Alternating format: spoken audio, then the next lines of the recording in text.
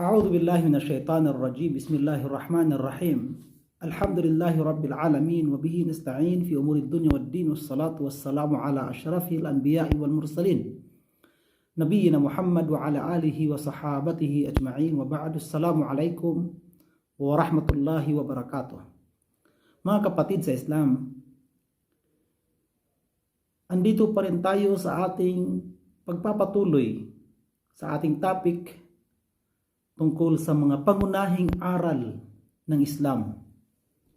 At alhamdulillah ay ating napag-usapan ang tungkol sa ahkam ng tahara. Ahkam ng tahara, and then napag-usapan natin ang mga ahkam ng mga dapat nating malaman tungkol sa ating pagdadalisay sa ating sarili. Ngayon mga kapatid sa Islam, na-topic na natin ang tinatawag na ahkamul haid. At inshallah sa oras na ito ay tatapikin po natin ang ahkam ng istihada. Ito po ay ahkam na angkop para sa mga kapatid nating mga Muslima. Opo, dahil ang hukom or alituntunin na ito, ang alituntunin na ito mga kapatid sa Islam ay napakaraming issue. Kaso ang ating mga kapatid na mga kababaihan sa Islam sa issue ito. Ang tinutukoy ko po na issue dito mga kapatid sa Islam ay ang istihada. Opo. Ngunit bago tayo magpapatuloy mga kapatid sa Islam, ay inaanyayahan ko po kayo ulit mag-subscribe sa aming YouTube channel kapag hindi pa po kayo nakapag-subscribe. At anyayahan na rin po ang inyong mga kaibigan o sino mang sa inyong mga kakilala mag-subscribe sa aming YouTube channel mga kapatid. Opo.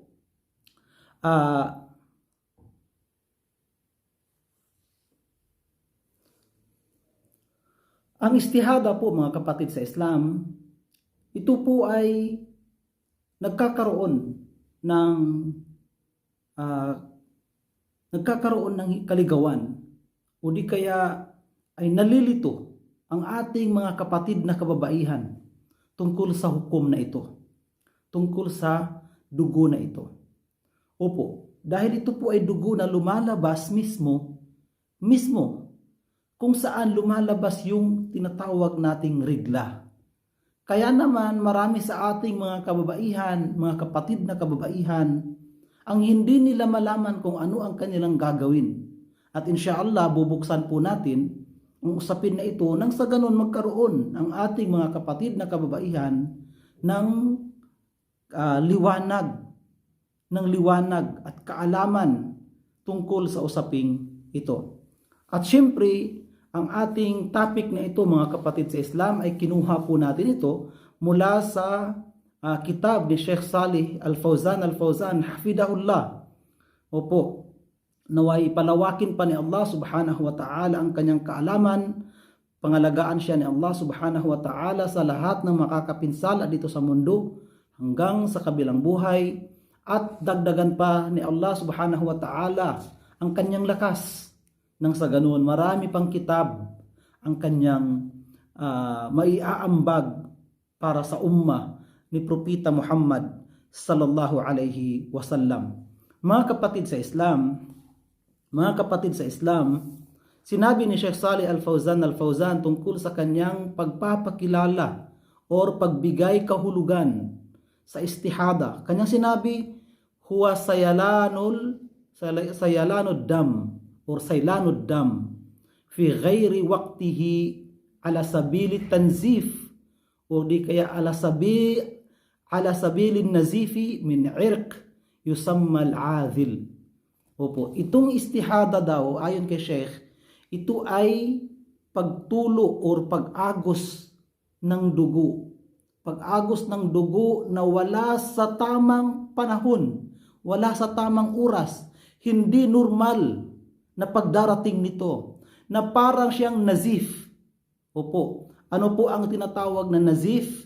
Ito po yung tumutulo lamang, no?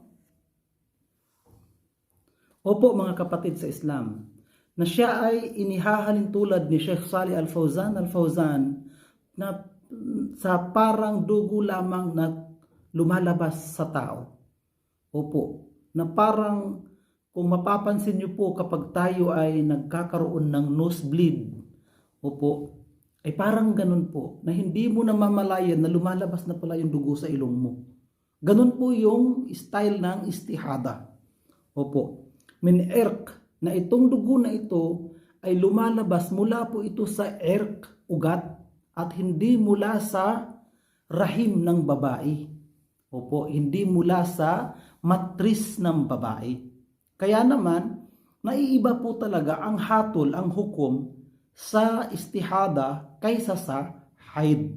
Opo, kasi ang haid ay galing po siya sa rahim, sa matris. Habang itong istihada ay galing po siya sa irq o di kaya yung ugat na nandoon sa loob ng matris ng babae. Opo, o kaya nandoon sa loob ng ari ng babae. Opo, mga kapatid sa Islam. Sabi niya, at ang babaeng nagkakaroon ng istihada ay mayroong iba't ibang issue sa kanila. Opo, iba-iba ang kanilang nararanasan tungkol dito. Opo, at nagkakaroon nga sila ng problema dahil hindi nila matukoy kung ito ba ay rigla o di kaya ito ba ay istihada. Okay? Kaya inshallah sa oras na ito ay malilinawan po tayo kung ano po ba ito po ba ay haid o ito po ba ay istihada. Opo. Sabi niya, dahil dito,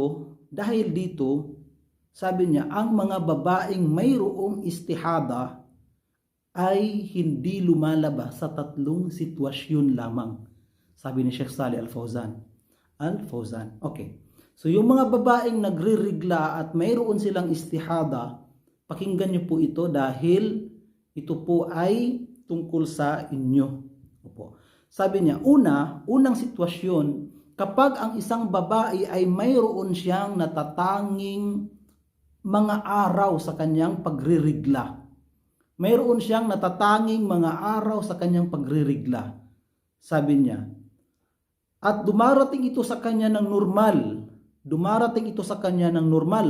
Halimbawa na lamang nagririgla siya ng 5 araw o di kaya 8 araw, yun ang kanyang normal na rigla. Sa mga normal na niya na rigla, doon siya titigil sa kanyang pagdarasal at sa kanyang pag-aayuno. Halimbawa, ang normal mo na pagririgla ay 6 na araw, no? So, sa 6 na araw na iyon, titigil ka sa iyong pagdarasal at pag-aayuno. Kung ito man ay sa buwan ng Ramadan o di kaya pag-aayuno ng mga sunnah. Opo. Okay? Ngunit pagkatapos ng normal na mga araw ng inyong pagririgla at mayroon pang tumutulo na dugo, mayroon pang lumalabas na dugo, ito ay hindi na kabilang sa rigla. Ayon kay Sheikh Salih Al-Fawzan. Okay? So ito ay hindi na kabilang sa rigla, bagkus ito ay kabilang na sa istihada. Okay? Sabi niya, bi'an kanat qabla al-istihadati tahidu 5 ayyam. Opo, siya ay nagririgla ng 5 araw aw 8 ayyam, 8 araw, mathalan. Halimbawa, fi awwal shahr, ito man ay sa unang linggo ng buwan o di kaya ay sa kalahating linggo ng buwan, no? Fata'rifu 'adadaha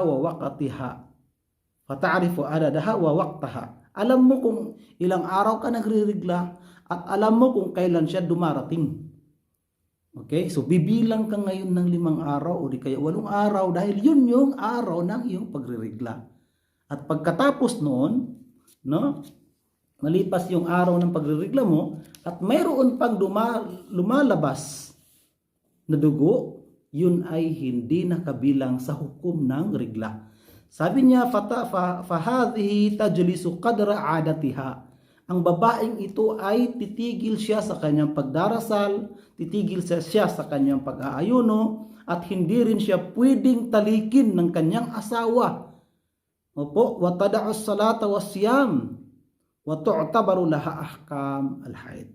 So yung mga 5 araw na yun o 8 araw, yun yung charge sa pagririgla. Sabi niya, kapag natapos na yung 5 araw o di kaya yung 8 araw, ibig sabihin hindi na po yung rigla. Fa idha intahat adatuha igtasalat wa sallat. Kapag natapos na yung kanyang normal na mga araw na iyon, maligo na siya at magdasal na. Wa'tabarat damul baqi damul istihada. So yung lumalabas pa na dugo ay hahatulan na po yun na istihada.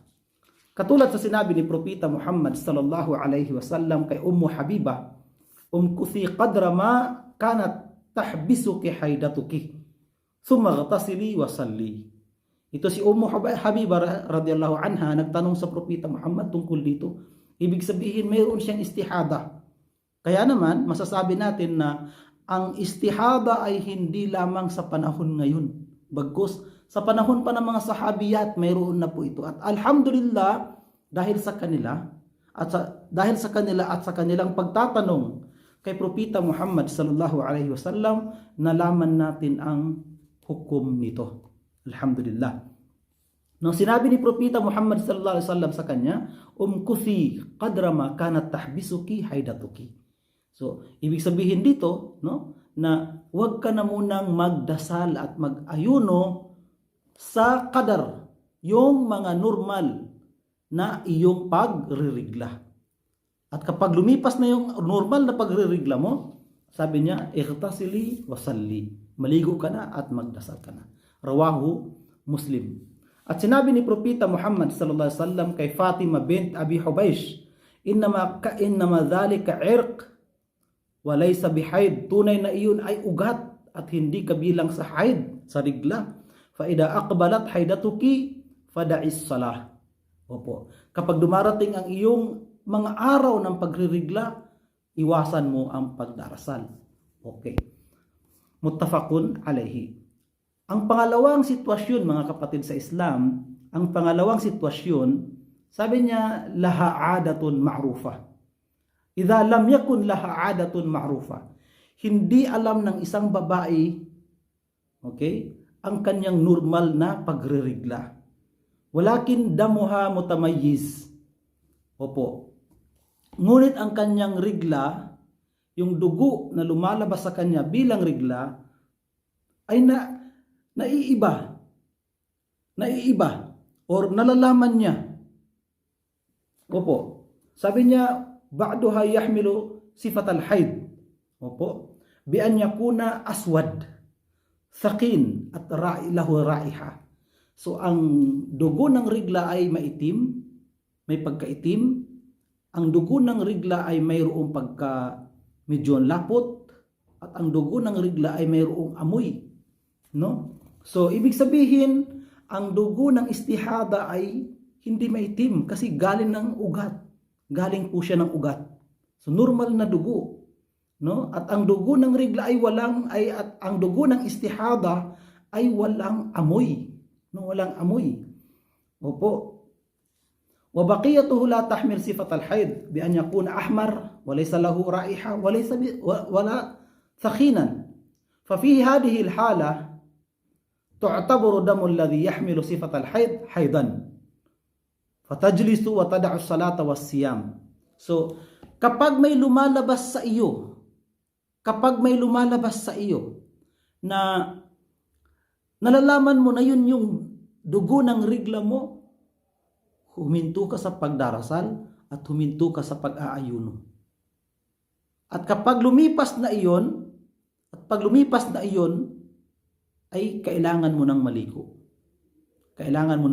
Halimbawa, 3 araw lumalabas sa iyo yung dugo ng rigla mo. At alam mo na ito ay rigla kasi nalalaman mo yung kulay niya, amoy niya. And then, pag ika-4 na araw, ang lumabas na ay hindi nakahalintulad ng dugo ng rigla. So kahit pa may lumalabas pa sa iyo na dugo, dahil hindi na yung dugo ng rigla, kinakailangan mo ng maligo. Dahil obligado na sa iyo ang pagdarasal. Opo. Sabi ni Sheikh, ففي هذه الحالة تعتبر دم الذي يحمل صفة الحيض حيضا فتجلس وتدع الصلاة والصيام.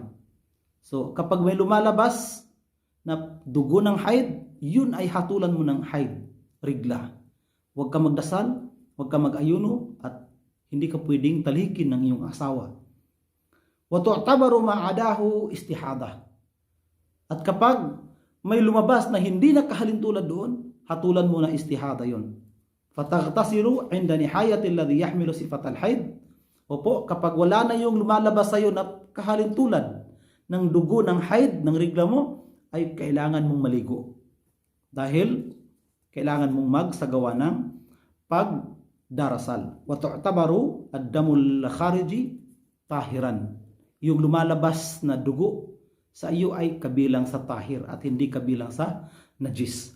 Liqaulihi sallallahu alaihi wasallam li Fatima bint Abi Hubaysh, idza kana damul haid fa innahu aswad. Sabi niya, kapag ito ay dugo ng rigla, ito ay maitim. Sabi niya, yu'rafu famsiki ala anis salati fa idza kana akhar fatawadda'i wa salli. Okay? So, sabi ni Propeta Muhammad sallallahu alaihi wasallam, kapag nalaman mo na ito ay dugo ng iyong rigla, huwag kang magdasal. At kapag nalaman mo na ito ay hindi na dugo ng iyong rigla, magsagawa ka na ng wudu at magdasal. Ibig sabihin, siyempre maligo muna, and then wudu, and then dasal. Opo. Fafihi anna al-istihadata tu'tabaru sifat ad-dam. Opo. Sa sitwasyon na ito, malalaman natin na ang istihada pala ay ang kanyang katangian ay parang dugo lamang. Opo. Pangatlong sitwasyon ng babae. Idza lam yakun laha 'adatun ta'rifuha wala sifatun tumayyizu bihal haid. Ang babaeng hindi niya alam kung kailan siya nagririgla. Wala siyang normal na pagririgla. At hindi rin niya alam kung ano ang uri ng kanyang rigla. Ano ang kulay, amoy ng kanyang rigla. Maaring babaeng hindi niya naaamoy. May mga taong hindi nakakaamoy. At may mga taong kulang sa senses, pandama. Opo. Sabi niya, fa innaha tajlisu ghalib al-haid. Tunay na ang babaeng ito ay kailangan niyang huminto sa pagdarasal at pag-aayuno, ghalib al-haid. Ano po yung ghalib al-haid? 6 ayyam o di kaya 7 ayyam min kulli shahr. Min kulli shahr. Ibig sabihin, sa 7 days or 6 days, doon ka hihinto sa iyong pagdarasal. 7 days, 6 days, doon ka hihinto sa iyong pagdarasal. Matapos ang 7 days, 6 days, no? Ay doon ka na maligo at magsagawa ng pagdarasal. Opo. Lianna hadhihi 'adatu ghalibun nisa. Dahil ito ay ang pinaka kadalasan sa maraming kababaihan na ang kanilang pagririgla ay 7 araw o di kaya 6 na araw. Opo. Katulad ng sinabi ni Propeta Muhammad sa isang sahabiyat na si Hamna bint Jahash, innama hiya rakadatun minash shaitan fatahidi 6 ayyam aw 7 ayyam thumma ightasili fa idha stanqat fasalli 24 aw 23 wa sumi wa salli fa inna dhalika yujzi'uki wa kadhalika faf'ali kama tahidun nisa. Opo. So inutusan ni Propeta Muhammad sallallahu alaihi wasallam ang sahabiya na ito radhiyallahu anha, opo, si Hamna bint Jahash, na huwag siyang magsala, magdasal, huwag siyang mag-ayuno sa 6 na araw o di kaya 7 araw. Pagkatapos ng 6 na araw at 7 araw, siya ay maligo. Bakit? Kinakailangan niyang magsagawa ng pagdarasal. Opo. So sabi niya, 24 aw 23, 24 days or 23 days ang iyong pagdarasalan. Okay? Wasumi wasalli. Mag-ayuno ka at magdasal. Fa inna dhalika yujzi'uki. At inshallah, yun ay sapat para sa iyo at mayroong gantimpala sa iyo. Kadhalika faf'ali kama tahidun nisa. At gawin mo kung ano ang mga dapat na ginagawa sa mga babaeng mayroong haid. Opo. Ang hadith na ito ay rawahul khamsa wa sahahahu Tirmidhi rahimahumullah. Opo. Sinabi Sheikhul Islam Ibn Taymiyyah rahimahullah, wal alamatu allati qila biha sittun, imma al-'ada, ang nabanggit na mga tanda sa istihada at sa mga rigla ay anim. Imma al-'ada, ito ay normal. Opo. Normal na pagririgla. Fa innal 'adata aqwa alamat. Dahil ang normal na pagririgla, ito yung pinakamatibay na tanda. Opo, pag natapos yung normal na pagririgla mo, alam mo na hindi na rigla yun. Lianna al-asla maqam al-haid duna ghairihi. Wa imma tamayyuz. O di kaya, sabi niya, pangalawang alama, tanda, ay tamayyuz. Nalalaman mo kung ano yung katangian ng iyong haid. Lianna ad-dam al-aswad wal-thakhin. Al-muntin awla an yakuna haidan min al-ahmar. Sabi niya, kapag ang dugo ay maitim at mayroong amoy at medyo malapot, ay nalalaman. At ito ay haid kaysa sa dugo na pula. Wa imma i'tibaru ghalib 'adatin nisa. O di kaya ang ating titingnan yung kadalasan na pagririgla ng kababaihan. Lianna al-asla ilhaqul fardi bil a'ammi al-aghlab. Dahil sabi niya, ang origin na hatol ay ating sasakupin ang nag-iisa lamang sa karamihan. Opo. Fahadihi al-alamatu thalatha tadullu alayha as-sunnah wal-i'tibar. At ang tatlong ito na mga tanda ay mayroong kaltibayan mula sa hadith ni Propeta Muhammad sallallahu alaihi wasallam. Thumma zakara baqiyatul alamat allati qila biha. Opo. Okay. Ano po yung dapat malaman ng isang babaeng mayroong istihada?